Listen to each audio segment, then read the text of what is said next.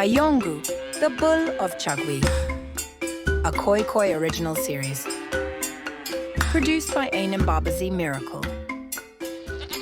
Executive producers, Koi Koi Narrations and Creative Nerd Communications.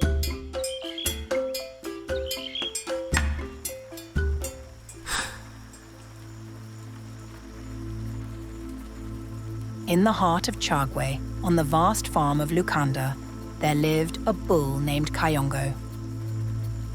Born to the lineage of hardy cattle that roamed the grasslands of the region, Kayongo had a spirit that was both wild and imposing. As a calf, his small horns jutted out proudly and faster than expected. The other cows would say, "That one will grow to be no ordinary bull."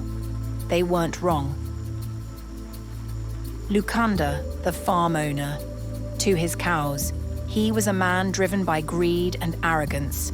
He was nothing more than a thief in the night who took their milk, without so much as a nod of thanks, flayed their hides when they grew old, and, in recent years, had begun to handpick the youngest and healthiest among them for slaughter. He never asked, he never cared. The cows grew restless, their lowing conversations turning to murmurs of rebellion. Under the cover of the moonlight, they began to meet in the farthest pastures, away from the prying eyes of Lukanda's dogs. Each meeting began with a mournful moo, signaling another comrade lost to the farm owner's callous hands. First, it was Malaika, murmured Kauda, an aging cow whose eyes gleamed with wisdom. Barely 2 years, and she was gone. Lukanda didn't even wait for her horns to grow. What is left for us? "He is fattening us for his feasts," hissed Mukisa, an old cow with a scarred muzzle. "Did you see how he picked Nambi last week? She was barely weaned. And where are the fierce bulls we grew up with?" This sparked another chaotic debate between the cows that even the ducks around got involved. As they debated their bleak futures loudly, a small, wiry goat appeared at the edge of their gathering. His name was Kipya, a notorious wanderer with tales from beyond the hills. "Ah, friends," said Kipya, nibbling on a patch of grass as the barn went suddenly quiet. "Your woes are nothing compared to what I've seen. You've heard of the death games, haven't you?" The cows froze. "The what?" asked Kauda, her ears twitching nervously. "The death games," Kipya repeated, his voice dropping to a whisper. "It's a new madness among humans. They gather bulls, big, strong ones, and pit them against each other in an arena. Only one survives. The rest, well, let's just say they're turned into supper." The cows gasped, their hooves shuffling uneasily in the grass. "That can't be true," cried one. "Lukanda wouldn't do such a thing." But Kipya shrugged. "Haven't you noticed? The strongest bulls are taken, one by one, never to return. Where do you think they go?" As the seasons passed, Kayongo grew into the fiercest bull on Lukanda's farm. His coat was a rich, glossy brown tan that shimmered under the sun, and his muscles rippled with strength. He could plough 3 acres of land without stopping as his hooves pounded the earth like a drumbeat. The cows whispered about him with a mix of awe and dread. "Kayongo is different," Kauda often said. "Lukanda treasures him too much. He won't be sent to the death games." Lukanda indeed loved to show off Kayongo. He would bring visitors to the farm, gesturing grandly at the massive bull. "This one," he would say, "is the pride of Kyagwe. Look at him, a beast like no other." Kayongo, oblivious to the whispered fears of the herd, basked in the admiration. But deep down, he couldn't shake the uneasy feeling that something was coming. It happened on a moonless night. The farm was unusually quiet when the men arrived. Kayongo felt the ropes tighten around his neck before he fully awoke. He didn't resist. Why would he? Lukanda had always treated him differently. Surely this was just another one of his displays. When he awoke at dawn, Kayongo found himself in a crowded, dimly lit pen. The air was thick with the smell of fear and dung. Around him were bulls of all shapes and sizes, their eyes wide with terror. "Where are we?" Kayongo asked a trembling bull next to him. "The arena," came the reply, barely audible. "We're in the death games." The roaring of the crowd was deafening as Kayongo stepped into the arena. It was a vast, circular space surrounded by towering wooden fences. Above them, humans cheered and jeered, waving their hands wildly. Kayongo's heart pounded as he took in the scene, the dust underfoot, the gleaming horns of his opponents, the glint of the weapons wielded by handlers all around. "Kayongo!" bellowed the announcer, his voice echoing across the arena. "The pride of Kyagwe. Will he prove his worth?" The gate slammed shut behind him, and Kayongo's opponent, a hulking scarred bull, charged forward. But something inside Kayongo snapped. This wasn't a fight for glory or survival.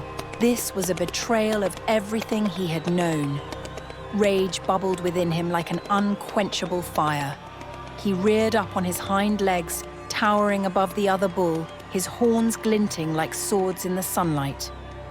The crowd fell silent, their cheers dying on their lips. Even his opponent froze, staring up at the massive figure before him. For a moment, the arena seemed to hold its breath, and then Kayongo let out a moo, the sound so primal, so filled with defiance, that it echoed through the arena like thunder.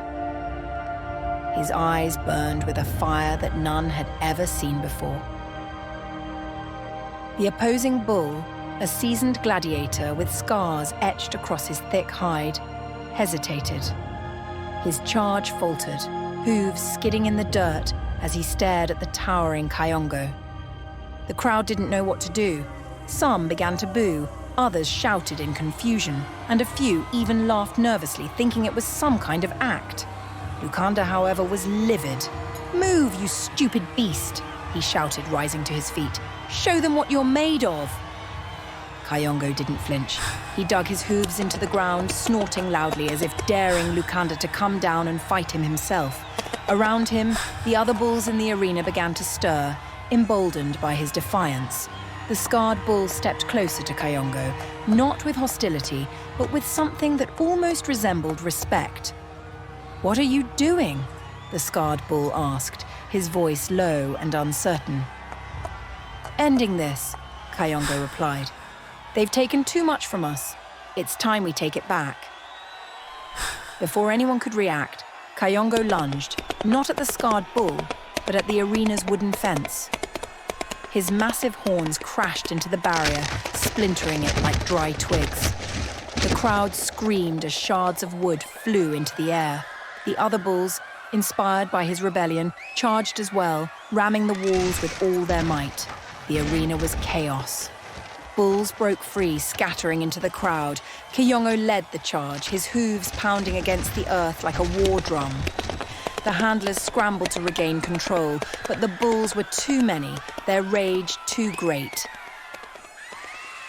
Lukanda, now pale as a ghost, tried to flee, but Kayongo saw him. With a burst of speed, the great bull closed the distance, stopping just short of trampling the man. Lukanda fell backwards, staring up at Kayongo's fiery eyes.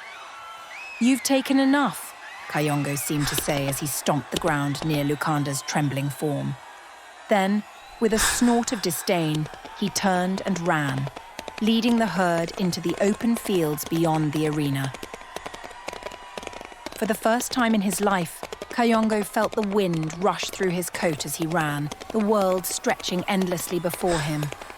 The other bulls followed close behind, their breaths laboured but their spirits soaring. Somewhere far behind, the shouts of men grew fainter, disappearing, until they were nothing but whispers on the wind. The bulls didn't stop, not until they reached the safety of the distant hills, where the grasses were tall and the skies were wide.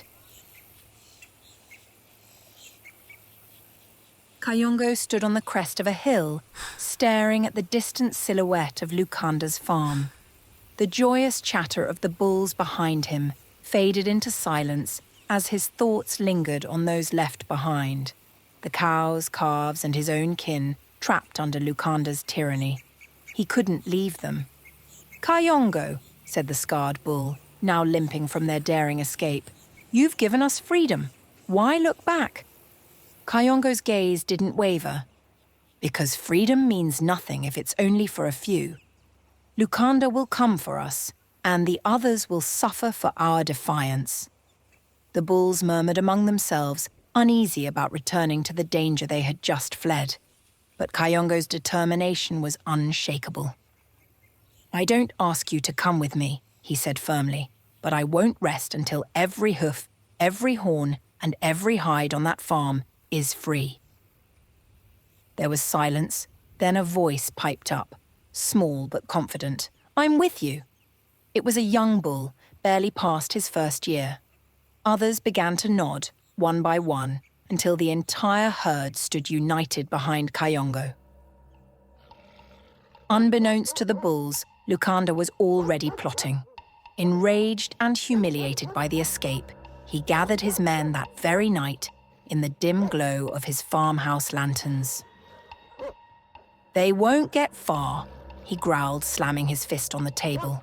"The rangers aren't kind, and those bulls are as good as meat. We'll gather every man we can and hunt them down." His men nodded, gripping their spears and ropes. But Lukanda had more plans than just recapture. "And when we bring them back, we'll make examples of them. Every single one." Kayongo's herd moved cautiously through the ranges, navigating the dense brush and scattered acacia trees. The farther they ventured, the wilder the land became. It was on one such night, as the herd rested by a stream of water, that Kayongo felt a presence watching them. A snort echoed from the darkness, followed by the slow, deliberate sound of hooves. The bushes parted, and a group of buffaloes emerged. Mighty creatures with curved horns and eyes that gleamed with suspicion.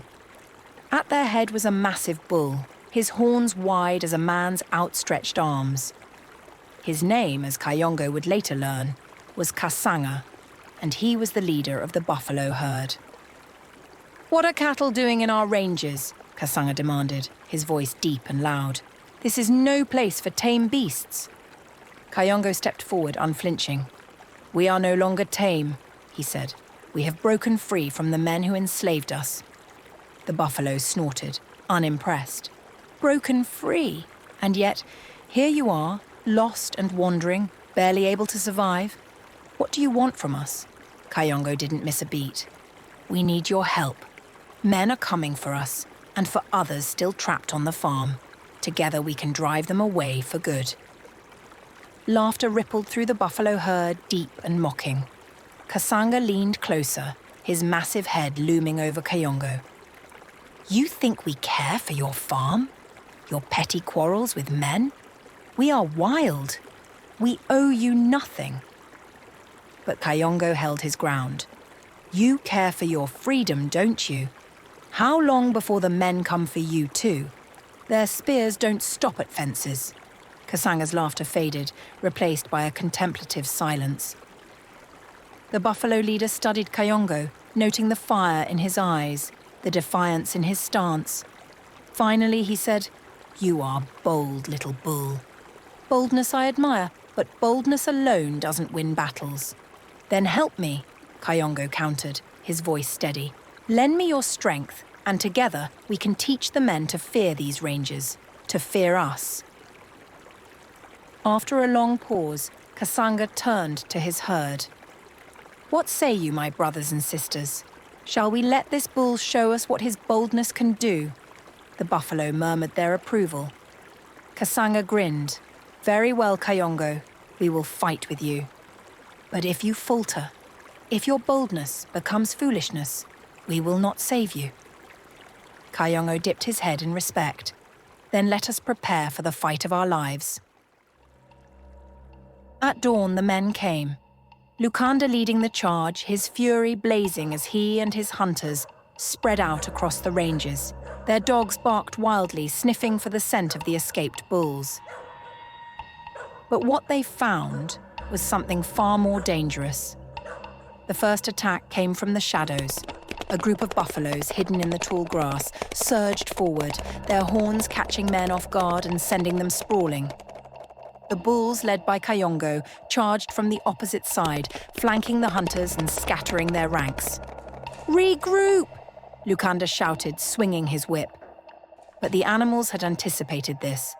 Kayongo had studied Lukanda's tactics on the farm, and he knew the man's arrogance would be his downfall. As the men tried to form a defensive circle, Kasanga led a devastating charge, his buffaloes smashing through their formation like a thunderstorm. Kayongo followed close behind, his horns gleaming as he targeted Lukanda himself. "Kayongo!" Lukanda bellowed, raising his whip. "You dare defy me?" Kayongo didn't answer. His charge was swift and unrelenting, forcing Lukanda to dive out of the way. The whip cracked uselessly in the air as the man scrambled to his feet, his bravado replaced with panic. All around, the battle raged. Buffaloes and bulls fought side by side, their unity and strength overwhelming the hunters. Men dropped their weapons, retreating into the brush with terror in their eyes. "Retreat!" Lukanda shouted, his voice cracking. "Fall back!" By midday, the ranges were silent once more. The men were gone, their pride and power shattered. Kayongo stood beside Kasanga, surveying the battlefield. "You're a bold one," Kasanga said, a hint of admiration in his tone. Perhaps too bold, but today, boldness won. Kayongo nodded, his gaze fixed on the horizon. "This is just the beginning. There are still others to save." Kasanga chuckled. "You're relentless, aren't you?"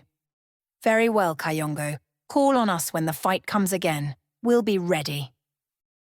Lukanda's farm wasn't just a place of captivity, it was a symbol of everything they had fought to escape. Together they would bring it down, freeing every cow, calf, and creature within its fences. For Kayongo, the battle was far from over, and for the first time, he wasn't fighting alone. With the buffaloes as allies, Kayongo returned to the herd, his mission clear.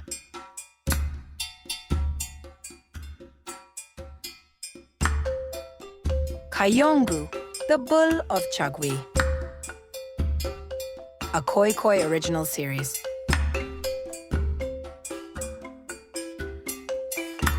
Produced by Ainem Babazi Miracle. Executive producers, Koi Koi Narrations and Creative Nerd Communications.